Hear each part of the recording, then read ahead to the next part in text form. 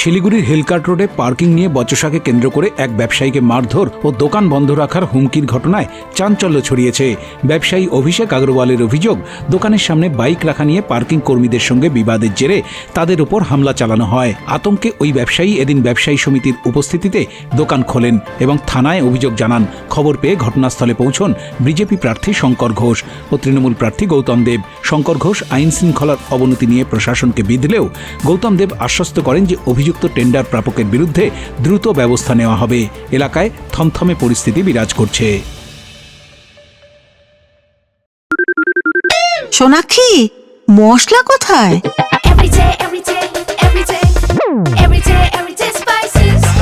Everyday মশলা, দেশের স্বাদ। নমস্কার, আমি অনন্ত দেব অধিকারী, জলপাইগুড়ি সদর বিধানসভা কেন্দ্রের ভারতীয় জনতা পার্টির মনোনীত প্রার্থী।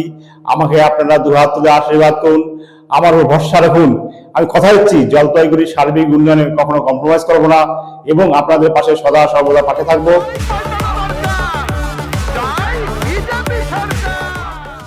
ধীরে ধীরে হিলকার্ট রোড ব্যবসা এবং ব্যবসায়ীদের জন্য অনুপযুক্ত হয়ে উঠছে। এই পুরো রাস্তাটা, শহরের প্রধান রাস্তাতেই যদি এই অবস্থা হয়, আতঙ্কের পরিবেশ তৈরি করতে হয় বা আতঙ্কের পরিবেশ তৈরি হয়ে যায়, তাহলে তো শিলিগুড়ির হার্ট লাইনটাই বন্ধ হয়ে যায়। তো অদ্ভুত ব্যাপার যে একটার পর একটা ঘটনা হচ্ছে, পুলিশ অ্যাকশন নিচ্ছে না। মানে ওয়ান কাইন্ড অফ শিলিগুড়িতে দাদাগিরির রাজত্ব তৈরি হয়েছে। প্রশাসন যদি দায়িত্ব না নেয়, তাহলে আমি এখানকার ব্যবসায়ীদের, ব্যবসায়ী সমিতিকে অনুরোধ করব, নিজেদের ব্যবসার যদি আপনাদের বাঁচাতে হয়, তাহলে এই ধরনের দাদাগিরির বিরুদ্ধে সবাইকে এক হতে হবে।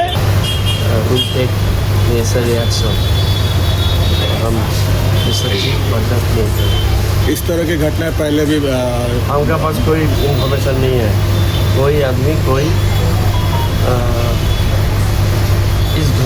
इस टाइप का घटना का कोई हमारे पास रिकॉर्ड, हमारे पास इन्फॉर्मेशन नहीं है। फर्स्ट टाइम ये घटना कल हुई है। हम कमीशन ऑलरेडी उसको बुलाए, जो कार्रवाई करना वो कार्रवाई करेंगे। कल ये लोग गए थे थाने में एफआईआर के लिए, कल एफआईआर रिसीव नहीं किया गया। आज समिति की तरफ से जाने के बाद एफआईआर लिया गया। एफआईआर क्यों नहीं लिया हम नहीं जानता है, लेकिन हम कमिश्नर को बोल रहा है कि सारे घटना का तुरंत एफआईआर लिए और उसको कार्रवाई करें। हम कमिश्नर को भी बोल रहे हैं। শিলিগুড়ি থেকে সমিদীপ দত্তের রিপোর্ট, উত্তরবঙ্গ সংবাদ।